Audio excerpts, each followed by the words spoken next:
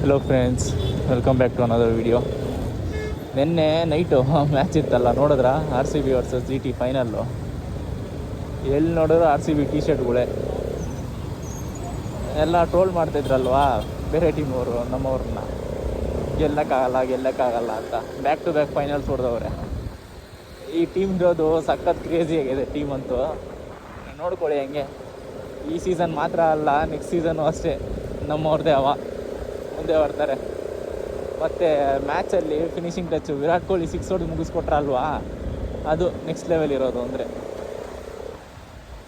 ಅಷ್ಟು ವರ್ಷ ಆಡಿ ಆ ಫ್ರ್ಯಾಂಚೈಸಿ ಇದು ಮಾಡಿ ಹಂಗೆ ಹಿಂಗೆ ಅಂತ ಏನೇನೋ ಅವ್ರು ಹಂಗೆ ಮಾತಾಡೋರು, ಇವ್ರು ಹಿಂಗೆ ಮಾತಾಡೋರು ಎಲ್ಲ ಕೇಳಿಸ್ಕೊಂಡು ಫೈನಲ್ಸಲ್ಲಿ ನೋಡಿ ಆ ಪರ್ಫಾರ್ಮೆನ್ಸು.